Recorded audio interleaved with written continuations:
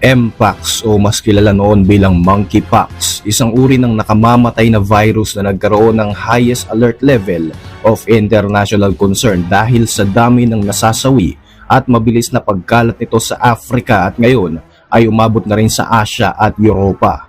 Sa pagkakaroon ng outbreak ng nasabing virus, marami ang nangangamba na baka ito ay simula na naman ng panibagong pandemic na kikitil na naman sa buhay ng milyong-milyong mga tao. Kinumpirma na nga ng Sweden ang kauna-unahang kaso ng isang nakamamatay na strain ng Mpox sa kanilang bansa. Itong itinuturing na kauna-unahang kaso ng Mpox sa labas ng Africa kung saan unang naitala ang outbreak ng virus. Naganap ito isang araw lamang matapos ideklara ng World Health Organization o WHO sa ikalawang pagkakataon na ang virus na ito ay nasa kategorya ng isang public health emergency of international concern. Posible nga ba na ang panibagong kumakalat na virus ay magdulot ng panibagong pandemya? Ano nga ba ang Mpox at ano ang mga importanteng bagay na dapat nating malaman hinggil sa nakamamatay na virus na ito? Ako po si Roy Zen, welcome sa Kien Thoughts. Kung hilig mo ang mga ganitong videos, mag-like at mag-subscribe para lagi kang updated sa mga susunod na upload.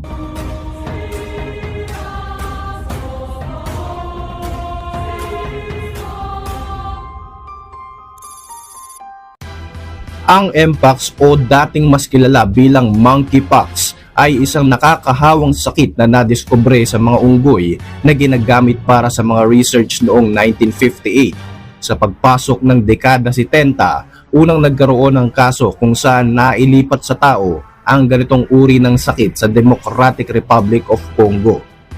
Sa loob ng maraming dekada, nagdulot ang Mpox ng pagkalat o pagkakaroon ng outbreak sa mga bansang ito sa Africa, gayon din sa mga karatig bansa ng Congo Republic.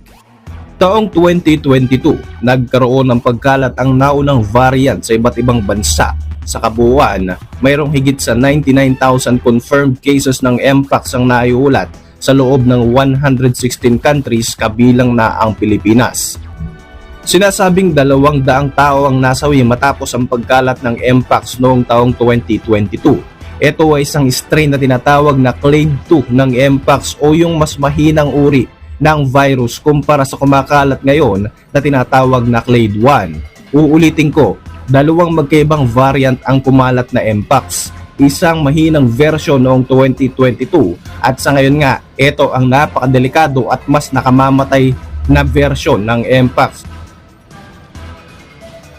Ayon sa mga datos mula sa Africa, kahit na binigyan ng prioridad ng international community ang virus na ito sa pag-allocate ng mas malaking research funding, nagkaroon pa rin ng outbreak sa pagitan ng 2022 at 2023.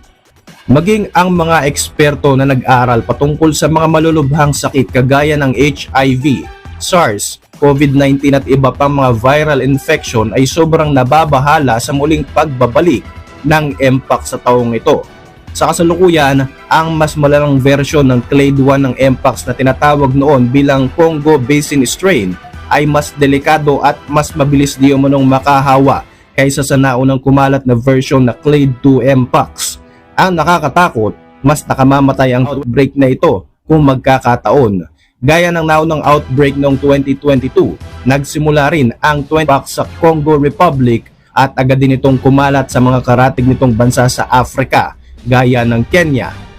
Sa ngayon, mayroon ng isang kumpirmadong kaso sa Sweden at 4 naman sa Pakistan. Ito ay mga bansa sa labas ng kontinente ng Africa na unang nagkaroon ng Mpox outbreak at maaaring magdulot nga ito ng panibagong pandemic kung hindi maaagapan ng ating mundo ang pagkalat nito. Dagdag pa ng WHO na asahan na raw ang mas paglobo pa ng kaso ng Mpox sa Europa at sa Asia sa mga susunod na linggo dahil nga sa mga naunang confirmed cases ng Sweden at Pakistan. Ayon sa pag-aaral ng mga eksperto, ang Mpox ay maaaring magdulot ng mga sintomas kagaya ng lagnat, pamamantal, sugat sa balat, matinding sakit ng ulo, fatigue, hirap sa paghinga at maging ang sepsis o pagkalason ng dugo. Pinakakaraniwan sa lahat ng nabanggit ang pamamantal sa katawan at ang pagkakaroon ng mga paltos kagaya ng smallpox o ng bulutong na karaniwang tumatagal ng 2 hanggang 4 na linggo. Base sa mga report, ang virus na ito ay madaling makahawa sa pamamagitan ng mga physical contact sa mga tao, mga hayop o mga bagay na apektado ng mpox. Hindi rin ligtas gamitin ang mga materyales o mga bagay na ginamit na ng mga taong nagkaroon ng ganitong sakit. Maaari din daw maipasa ng isang buntis ang sakit na ito patungo sa kanyang hindi pa naisisilang na sanggol. Gayunpaman, sinabi ng WHO at ng Federation of Red Cross na hindi naman daw kinakailangan magsarado ng border ang mga bansang nabanggit. Ang mga palatandaan o sintomas ng sakit na ito ay posible raw maranasan sa loob ng 1 linggo.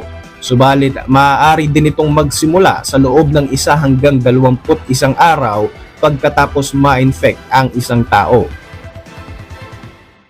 Sa kasalukuyan, mayroong tinatayang 17,000 confirmed cases ng bagong variant ng mpox na kumakalat. Sa loob lamang ng 1 buwan, nagkaroon ng 77% increase ang kaso ng mpox na ito, ayon yan sa report ng WHO.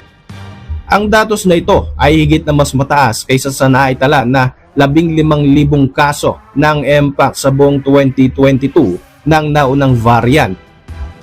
Tinatayang nasa 207 naman ang kumpirmadong nasawi dahil sa mahinang variant noong 2022. Pero sa variant ng higit 1,000 tao na kaagad ang namamatay at ang kalahati ng mga biktima ay kadalasang mga kabataan o mga matatanda na mahihina ang resistensya.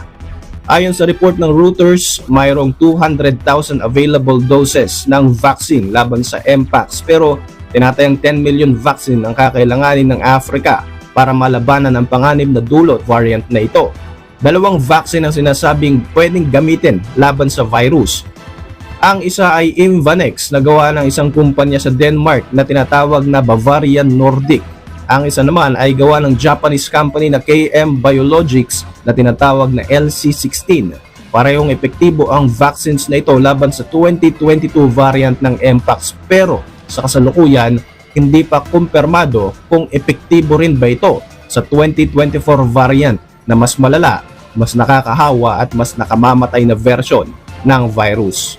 Panawagan naman ng African CDC na iwasan muna ang pakikipagkita o pakikisalamuha sa mga posibleng infected na ng virus.